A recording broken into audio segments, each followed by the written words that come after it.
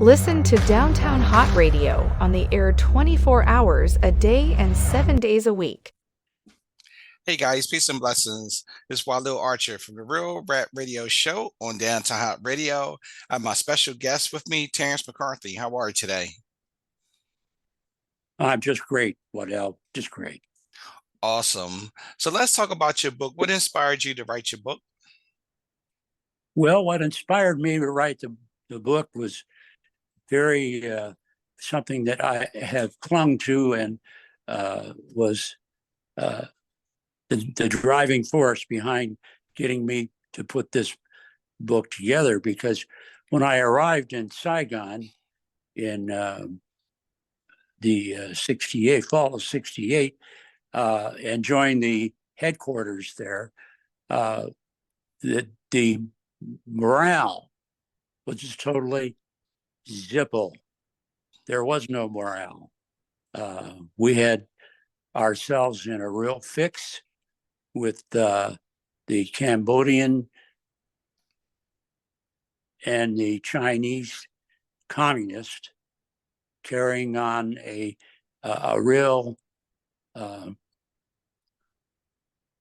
terrible show of force, and which caused our troopers to have a real significant morale kick. So I'm hoping that my book, The Real Story, Cambodian South Vietnam, 1953, 1970, will have a chance to get out in the public to any Vietnam veteran, so that they can see that, hey, we really had a good thing going there, but it played out in a pretty complicated way. How long did it take you to write the book? Oh, I put the book together in about 4 years. Okay. And you self-published the book yourself? Yes. Okay. Now, what do you want the readers to walk away from reading your book? Well, I want them to have a better idea of what we were up against during the Vietnam War. And because that was something where, because what we had, for example, we had a restriction that the president had placed upon us, that when we were engaging communist forces in the Cambodian base areas, the and we chased the communist forces into the Cambodian base areas. That was just a hellacious sort of situation, because we were not because of the restrictions placed on us, we could not, when we crossed the Cambodian border, we could not initiate any tactical activities. So that meant when the communists came over to South Vietnam and had their say and do, and had their offensive activities, we really had the whole situation that was forcing us to evacuate Cambodia and just move out, because we had that presidential restriction that I was exposed to, and performed intelligence activities to find out what we were doing. Okay. So how many chapters do you have in the book? Well, I have 88 pages, Okay. and I really couldn't tell you for sure chapters. Okay. Do you want to read anything for the listeners from the book? Yes, I've got several excerpts that I would like to read to them, and I'm sure the American public will be quite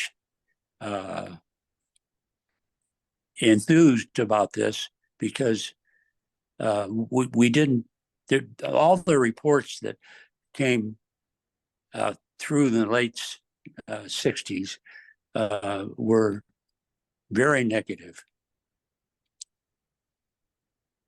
Okay. So we're going to wait until you read one of them. You want to read one now? Yes. When I was in the Army serving in Vietnam, was assigned to develop intelligence about the Vietnamese communist movement in Cambodia, which had officially decorated itself as a neutral nation during the Vietnam War. I arrived in Saigon in August of 1968, itself a neutral nation during the Vietnam War. And in 40 days, I was on the Cambodian support of the Chinese Communist forces. And Cambodia had made an agreement with the Chinese Communists whereby their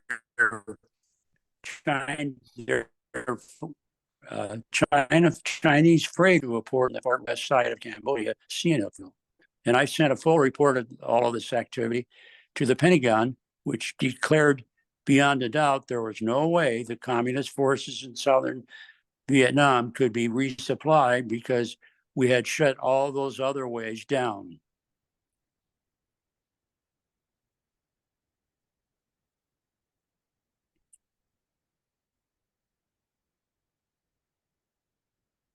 And so we took up activities to the Army. I was moved to the Army staff in Washington, D.C. in the fall of '69. And there I worked for General William Westmoreland. He was an incredibly strong supporter of my investigation, and I helped me put together a 604-page study that was classified top secret in November of 1970 at the White House, where I briefed President Nixon's Foreign Intelligence Advisory Board on the information we had developed. Nixon accepted the findings, and he removed the restrictions that his office had placed on any of our forces moving into the Cambodian base areas. Could not initiate any tactical activities. And so he removed that. So that freed us up in '69 to the point where we could chase the communists into the Cambodian base areas and not have to worry about the restriction that we were working under there for a couple of years.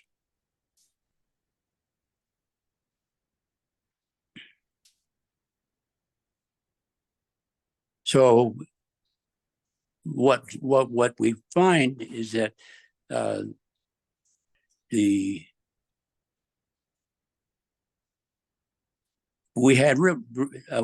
estimated that the U.S. lost approximately 1,000 American soldiers and another 2,000 wounded seriously because of the problems of the restrictions that limited our ability to have free roll through the Cambodian base areas. So when I put together the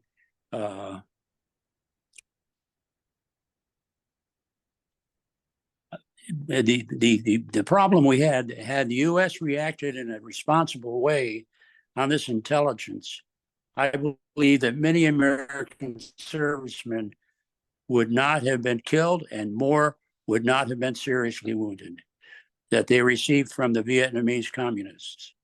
It was a complete horrible problem that put us in an extraordinarily frustrating situation where we could not really respond. That affected the morale of the American forces in Vietnam considerably.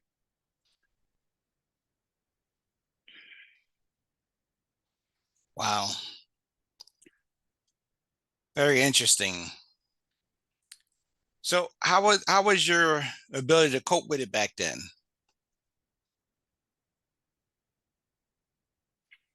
Still here? Okay. Can you hear me okay? Yeah. Okay. I said, how were you able to cope with it going on back then? Oh, it was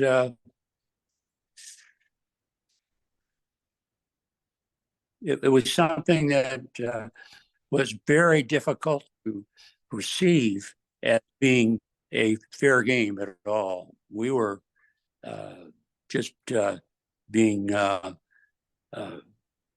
because with the restrictions and the fact that we could not initiate any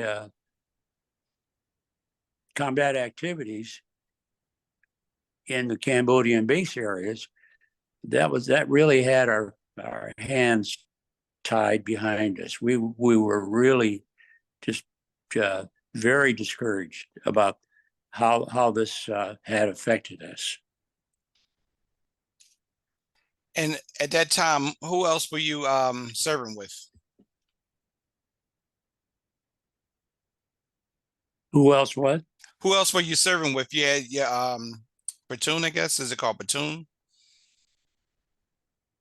Well, when I got my assigned to the J2 and at the headquarters, I found that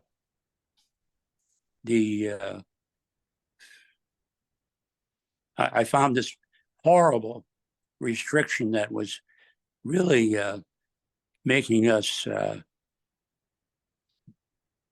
want to get the hell out of Dodge. And so the thing that was, what happened by my being assigned to the Army staff, for the first 40 days that I was there, I put together a complete intelligence breakthrough on the communist activities. And that was really the incredible success story for us, that we could basically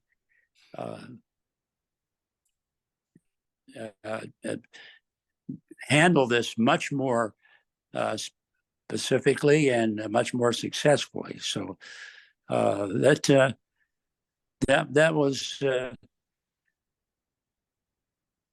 something that. But the thing that I developed a 40-man staff, whereby from such forces as U.S. Navy forces Vietnam, and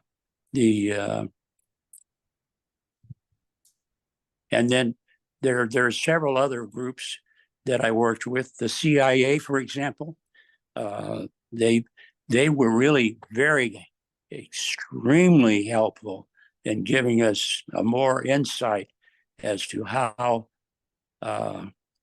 awful that Prince Sihanouk was, because he could not be trusted to do anything. And then also with the U.S. State Department, because I've got a lot of good input from them. And so the real bowl of cherries was the fact that we could put together the intelligence breakthrough and put the communists at a real disadvantage. Now, where can they purchase your book at? Well, if they want to, if people want to get my book, they can. I've got it available. I've got about 40 or 50 copies. They could send me a check for $18 to my home at West Greyhound Pass in Carmel, Indiana, 46032, and I can get a signed copy off to them. Okay. And as we close out, any final thoughts or closing remarks you want to leave the listeners with? Well, I really am I'm overjoyed to be able to get this publicity out, because there are so many Vietnam veterans who came back with a horrible